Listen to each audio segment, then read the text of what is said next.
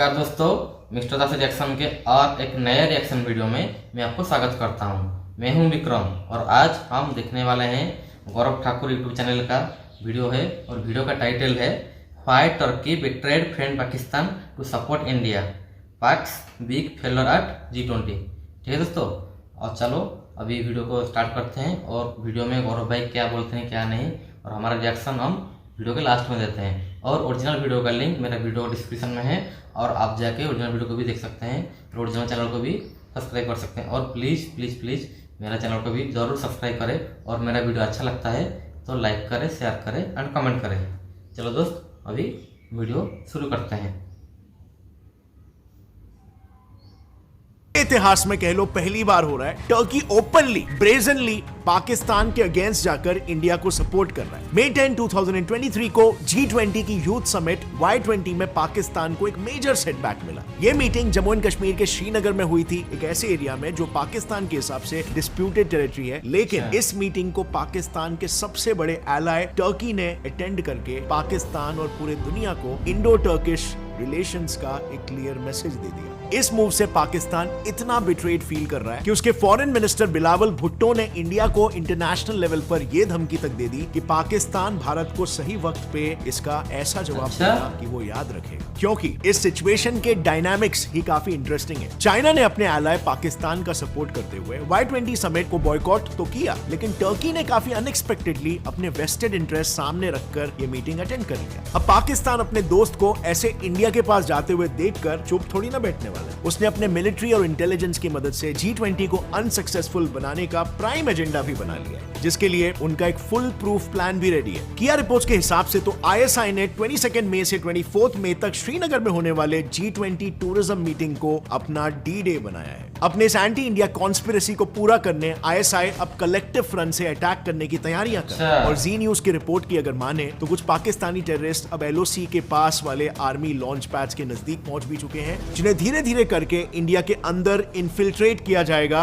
जो इस मिशन को पूरा करने वाली कोर टीम बनेगी। इस सिचुएशन को फेमस POK और pro India activist Amjad Ayub ने भी कंफर्म किया है। वो कहते हैं कि इस मिशन को टोटल 30 टेररिस्ट अंजाम देंगे, जिन्हें जल्द ही इंडिया में इन्फिल्ट्रेट किया जाने वाला है। ये तो प्लान का सबसे पहला स्टेज है, लेकिन ISI ने अपने मंसूबे को सक्सेसफुल बनाने यानी G20 के इस मीटिंग को बर्बाद करने के लिए एक नया डेडिकेटेड टेरर ग्रुप जाबाज ग्रुप भी फॉर्म किया है। इस नए टेररिस्ट ग्रुप का बस यही एक एजेंडा है, श्रीनगर के G20 मीटिंग को डिसरप्ट करना। नए ग्रुप्स के अलावा ISI ने पुराने टेरर ग्रुप्स को भी अलग फ्रंट्स पर डिस्ट्रॉय कर रखा है। इंडियन डिफेंस रिसर्च विंग के एक रिपोर्ट के मुताबिक LAT और JEM जैसे बड़े टेररिस्ट ऑर्गेनाइजेशंस को यह काम सौंपा गया है कि वो कश्मीर के आर्मी पर्सनल्स के घरों पर अटैक करे, ताकि G20 को बचाने जाने वाले इंडियन सोल्जर्स दुविधा में आ जाए और वो अपने फैमिलीज को बचाए और G20 समिट के सिक्योरिटीज में वल्नरेबिलिटीज क्रिएट हो जाए। अब अगर ये सारे प्लान्स भी फेल हो जाते हैं ना, तो पाकिस्तान के पास प्लान बी भी रेडी है, बॉम्बिंग्स और इंटरनल अनरेस्ट। हिंदुस्तान टाइम्स के एक न्यूज रिपोर्ट ने यह कंफर्म किया है कि LAT का shadow group PAFF people's anti fascist front ने 20 अप्रैल 2023 को आर्मी पर्सनल पर किए पूंछ बॉम्बिंग अटैक को ओपनली एक्सेप्ट किया है। और PAF ने यह ओपनली कहा है कि G20 समिट के अगेंस्ट ये पहला अटैक था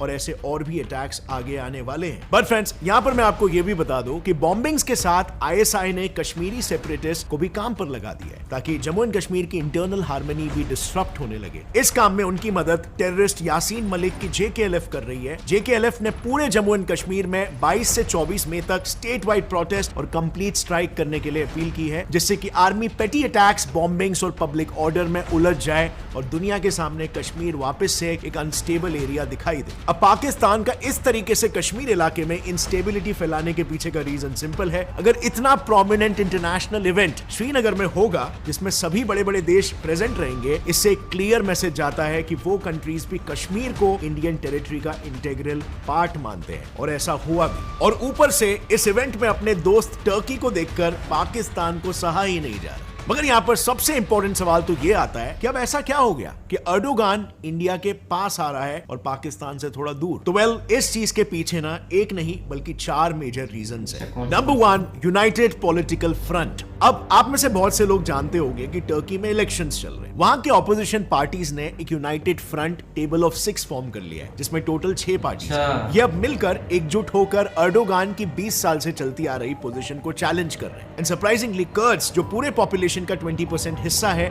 और जो खुद टेररिज्म के अगेंस्ट है, वो भी इस फ्रंट यानी कि एंटी अर्डोगान आइडियोलॉजी के साथ ऑपोजिशन से मिल चुके हैं। बट इस ऑपोजिशन फ्रंट की एक और एक बात अर्डोगान को परेशान कर रही है, उनका प्रो इंडिया स्टैंस। इंडिया को लेकर प्रेसिडेंशियल कैंडिडेट सिनान ओगान का काफी पॉजिटिव स्टैंस है। वो कहते हैं कि उनके इलेक्ट होने पर वो एक सेपरेट इंडिया स्पेसिफिक पॉलिसी बनाएंगे ताकि इंडो टर्किश रिलेशन और भी ज्यादा फ्लरिश हो। अब ये लॉजिकल भी है क्योंकि currently Indo Turkish trade $9 billion का है, जिसे वो $100 बिलियन तक बढ़ाने का विजन रखते हैं। ओगान ने यह भी कहा कि इंडिया एक स्टेबल इकोनॉमी होने के साथ साथ वर्ल्ड की लार्जेस्ट डेमोक्रेसी भी है, और सबसे मेजर बात यह है कि इंडिया टर्की का एक इंपॉर्टेंट नेबर है। और ओगान के ये बयान टर्की और इंडिया के स्ट्रॉन्ग पॉलिटिकल अलायंस बढ़ाने में बहुत काम आ गए। इनफैक्ट ओगान ने इंडिया में हुए चाइनीज इनकर्जन्स को भी क्रिटिसाइज किया और इसमें टर्की इंडिया के साथ होने की बात कही। ऑपोजिशन के इस डेमोक्रेटिक एजेंडा की वजह से अर्दोगान की पॉपुलैरिटी लिटरली 41.5% पर गिर गई। अब बात करते हैं रीजन नंबर 2 की,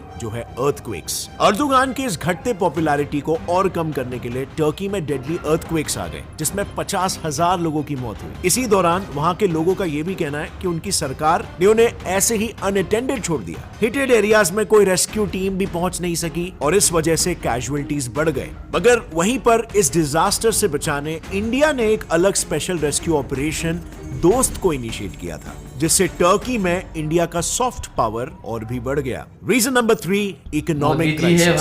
अर्दोगान के प्रॉब्लम्स बस यहीं पर खत्म नहीं हुए। इन सब पर ट्रिगर पॉइंट बना टर्की का इकोनॉमिक क्राइसिस। बात कुछ ऐसी है ना कि टर्की अब भयंकर लिविंग क्राइसिस से गुजर रहा है। वहां की करेंसी 4 टाइम्स गिर चुकी है और आज वहां पर कंडीशन कुछ ऐसी हो गई है कि टर्किश सिटीजंस अपने करेंसी लीरा की जगह पर US डॉलर होल्ड करना ज्यादा प्रेफर कर रहे हैं। इतना ही कम था तो वहां लोग अपने फंड्स को देश के बाहर डाइवर्ट कर रहे हैं। वहां पर कॉस्ट ऑफ लिविंग इतना बढ़ चुका है कि टर्किश सिटीजंस का यह कहना है कि पहले वो 150 से 200 लीराज में 4-4 बैग्स ग्रोसरीज खरीदते थे, लेकिन अब सिर्फ 2 बैग्स भी मुश्किल से आती है। बेसिकली वहां पर फूड प्राइसेस 54% से बढ़ चुके हैं और इन्फ्लेशन तो सीधा 57% पर पहुंच चुका है। इस सब के लिए लोग टर्की की गवर्नमेंट को रिस्पॉन्सिबल मान रहे हैं। Reason number 4, geopolitical dynamics. इसीलिए ये सब होता हुआ देख अपनी गवर्नमेंट को इस डाउनफॉल से बचाने के लिए अर्दोगान कुछ वे आउट्स ढूंढ रहे हैं, जहां उन्हें अपने इंटरेस्ट इंडिया के अराउंड रिवॉल्व होते हुए दिख रहे हैं। क्योंकि ट्रेड रिलेशंस के अलावा टर्की जो डेस्परेटली SCO की मेंबरशिप चाहता है, उसकी प्रेसिडेंसी इंडिया के पास है,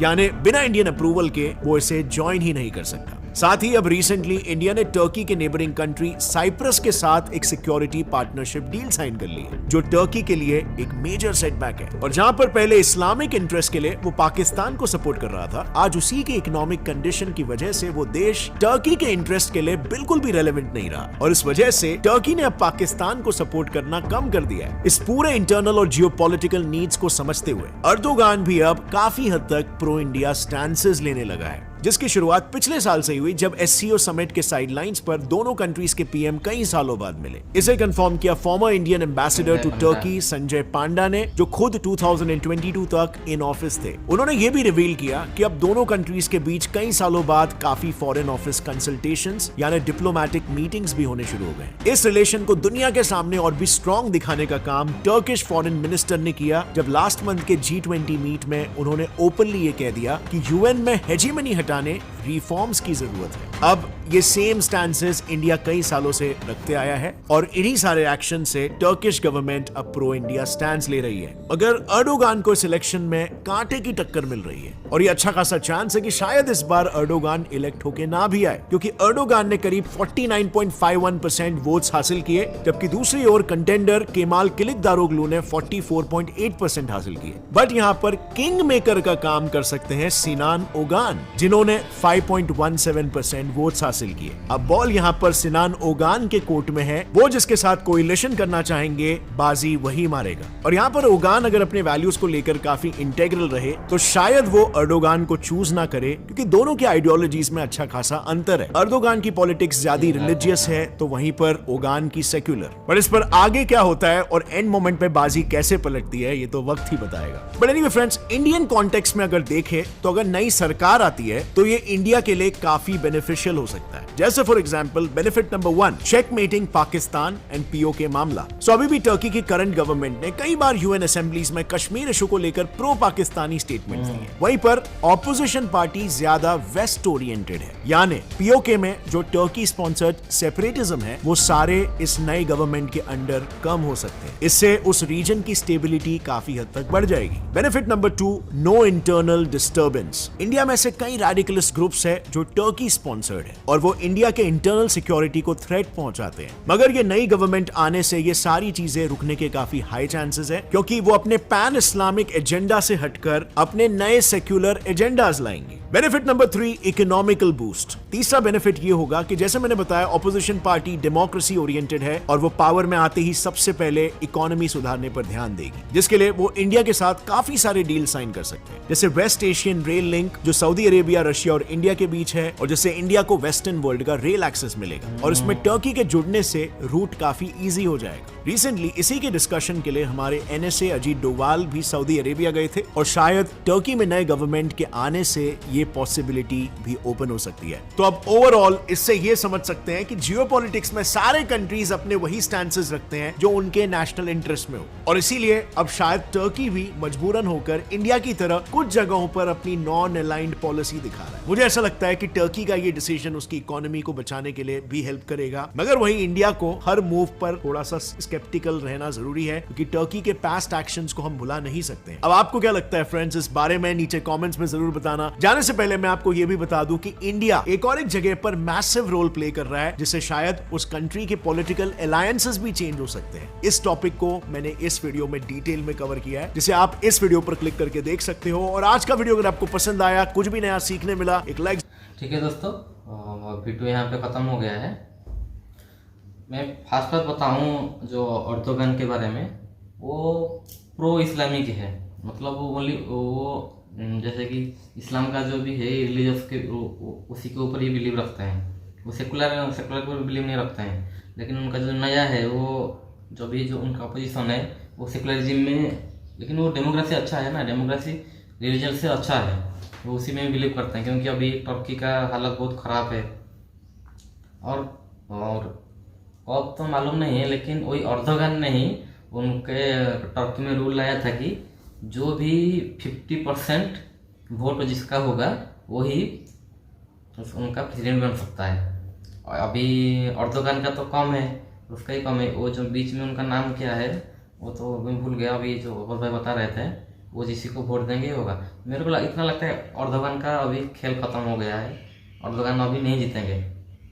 और देख रहा है जो मोदी जी है भाई, जब टर्की में अभी आया था, भूकंप आया था, पहला कंट्री इंडिया ही था जो कि फास्ट जाके मदद किया।